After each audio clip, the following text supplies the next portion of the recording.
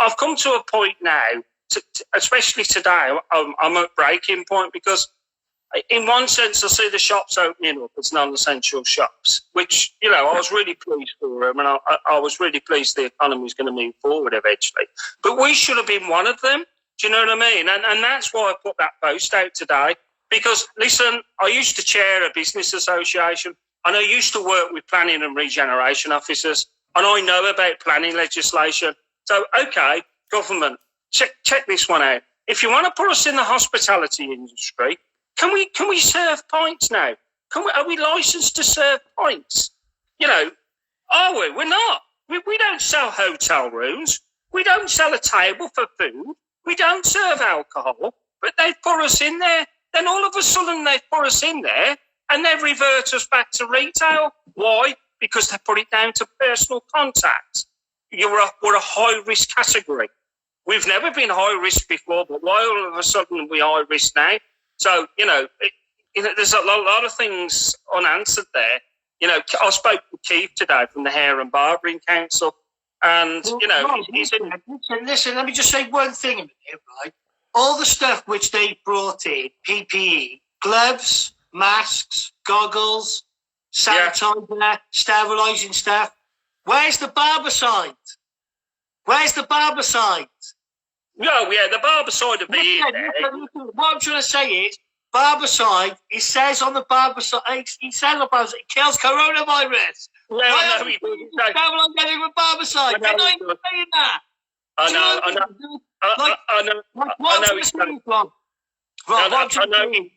Everything they're putting in place, mate, it's got another agenda behind it.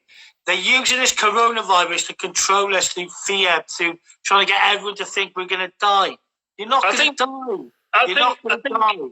What voice I do condone it. I don't like hairdressers and barbers at the moment while we're on lockdown doing hair, you know, whether it's in the kitchen or in the back garden or the rest of it. But I understand, Sean, that all of a sudden their income's just been completely depleted. You know, they've got no money to live on. You know, so indirectly, you know, I haven't cut anybody's hair, only my stepson, basically, and he lives with me anyway, right? But what I'm trying to say to you is, if we don't open up soon, all that's going to happen is more and more of these people that are doing these haircuts in the gardens or in the kitchens and all that, it's just the black market's just going to grow. So it would be in the government's interest to get us open as soon as, because for one, we'll have all PPE and all health and hygiene, risk assessments, everything put in place, you know, we're insured. You know, these guys aren't insured. You ain't insured. No, you cut someone's hair. Do you know what I mean? People ain't bothered though, Sean. They just want their hair cut at the moment. People just want their hair cut. You know, I went to the shop yesterday, right? Listen, the amount of fucking young boys I've seen have been balded off by their parents, and it's like, I feel like it's devastating for them because they don't realise what they're doing. Like, they're literally abusing their own kids. They're literally abusing their own kids. People at the moment, Sean, they just want their hair cut, you know, and, you know, they'll pay you X amount. I mean, I popped up to the shop yesterday. I've been doing a refurb, as you know, and one of the neighbours, he owns like a E6 to go, and he come up to me, and he basically said, "All right, Rob," he said, "How you doing?" We had a chat and all the rest. And I could see his hair was really, really long. And he said to me, "Could you cut my hair?" I said, "No, I can't." You know what I mean? I'm not doing hairdressing. We're not allowed until the 4th of July at the earliest. Do you know what I mean? At the earliest. And that's where I am. I will keep my integrity to my word, mate. And that's how I operate. These people that are cutting hair at the moment, mate, they're struggling for money. That's all it's about. They're struggling for money. So it would be in the government's interest. Sorry? It would be in the government's interest now to get us open sooner rather than later. Listen, you know what I mean? The government can't put a blanket over everyone. Huh? The government can't put a blanket over everyone, Rob. No, I know. And, you know, I'm seeing people on social media now, especially Facebook. They're all opening their appointment books up for the 4th of July and this and that. Question, you know, what we're doing, we're scheduling people. Sorry? We've got a second wave coming, Rob. Well, You know, what we're doing... I'm telling you now, this is a Sweeney exclusive. We are not opening on the 4th of July. Rob, I know you keep saying this, but we're not, mate. Look at what they're doing to us. If we were going to open, we would have opened ages ago, and we're not. So, Sean, on Thursday, there's going to be an announcement about hairdressers and barbers on Thursday from the government, basically. So they're going to announce our date. I know that from and I know that. I know I've got some inside information. On Thursday, they're going to announce a date about hairdressers and barbers when they can officially open. So I'm still saying that the 4th could be a possibility. But the thing is, we haven't opened our appointment book up. We're just taking people's names and numbers and all the rest of it. That's the best thing to do. Yeah. Rob, listen, right, what you've done is the right thing to do. Just take people's numbers because you don't know, like you said, we're not guaranteed to open up on the 4th. It's a part of a roadmap. What the fuck is a roadmap, first of all? Where's this roadmap coming into? Why is it being brought into this situation anyway, first of all? That's my question. My question is that why the fuck are we still locked down when we're having fucking mass protests? Yeah, that's a good point, mate. You know, I mean, obviously government, that with the mass protests, as long as they're saying it's peaceful, which they haven't been. They're fighting everyone. But I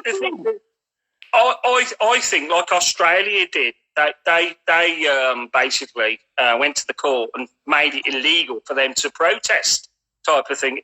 It'd be very hard to prosecute every one of them if you've got tens of thousands of them. You know what I mean?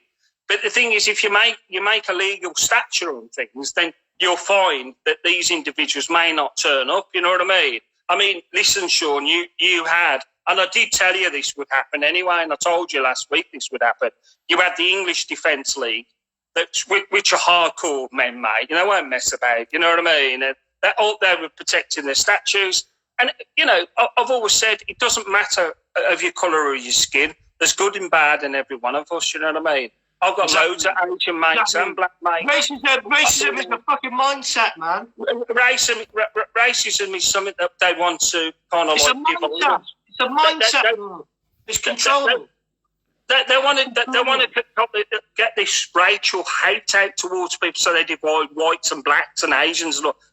No, I don't accept that. You know what I mean? No, I'm from a multiracial family. It's like, yeah, I've got my family. My dad back.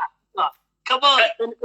And the trouble is, you put something over social media and someone that don't like, you get crucified for being racist, and I'm far from racist, mate. Far from. I mean, I live in Birmingham. For fuck's sake, Birmingham's 56% multicultural. So indirectly, Mr. Whitey here is outnumbered. Danny, but you're still a pretty bloody blind there, chap. Blind, mate. You know what I mean? But the thing is, yeah. All right, the whole lot of it. I've come to a point now. I'm starting to get a little bit sick and tired of it myself, mate. And all I said to Keith is that, you know, a legal challenge, a bit like the hotelier industry, and this is what it's about. Why do you think the hospitality industry are calling the government's bluff now with the 2 metre social distancing? Do you know why, Sean? They want it down to a metre. If they don't get it down to a metre, do you know how many people are going to lose their jobs? 3 million people. Because they can't social distance, man. Shocking. You know? So, you know, how many's going to be lost in our industry, mate? How many's going to be lost? 1 million? More? You know what I mean? How many businesses are going to shut down? Rob, I reckon there's about 1 million barbers probably already gone from the industry. They probably have, mate. We haven't got them stats now. But, you know, we need some clarity. We need a date. We need a focus. We need a vision. I mean, the word that we're all working together as one. We can all work together as one. Yeah, every one of us that are state registered, all master craftsmen that are part of the Hair and Barbering Council. That's what I'm saying. You need a guidance and a vision for every one of us. You know, whether you work in collaboration or partnership. Where the fuck's the Hair and Barber Council? Sorry? Where the fuck's the Hair and Barber Council? Take control of this. Like, I'll be honest with you, Rob, if me and you were part of the Barber Hair Council, we would have taken the fucking ball by the reins and we would have got us back open by now, job done, sorted out, everything's back on fucking form. They're fucking rioting, and we're the ones who are fucking making sure that they don't riot by cutting their hair and telling them, don't fucking damage the monuments, you fucking pricks, and tell them the history. And that's what's missing in society, is the barbers. In respect to Keith, right? Keith did go on record. Keith did go on record. He agrees with what I'm saying. We come under retail and service, and he did try and persuade the government to get us open on the 15th. Because you know what, Sean? They had no right to shut us down so long. They're using COVID-19 against us to continually shut us down longer than what we need to be, really. We could have been open by now. The trouble is, Sean, is not everyone's going to comply to the PPE and risk assessments and all that, everything, like a roadmap or an action plan that we all need. Not everyone's going to comply to that, see. Not everyone will. But, in respect to the Hair and Barbering Council, mate, they have been fighting the corner hardcore. And I've said this to Keith, and he completely understands where I'm coming from. I don't want to fight again. I'd rather work with them, mate. Because you know what? Do me a favour, right? When you speak to Keith, when he rings you, when you get hold of him, say, listen, do a SweeneyTV Zoom with me, you and him, and let's really get to the bottom of it. Because we're the only, I'm not being funny, but this round table, I'm not slagging these guys off, but they didn't sort fuck all out. Nothing. I think to be honest, Rob, let's have it out here. Me, you, and Keith on a Zoom. Let's get it going. And then we'll build on it every week. We'll add people to it. Yeah, but because the thing is, Rob, it starts. Listen, it starts with a couple of us, mate. It doesn't start with everybody. It starts with a couple of us. Well, I just think, right, you're saying nothing's come of it. I think they are working in collaboration now with the BBA and the British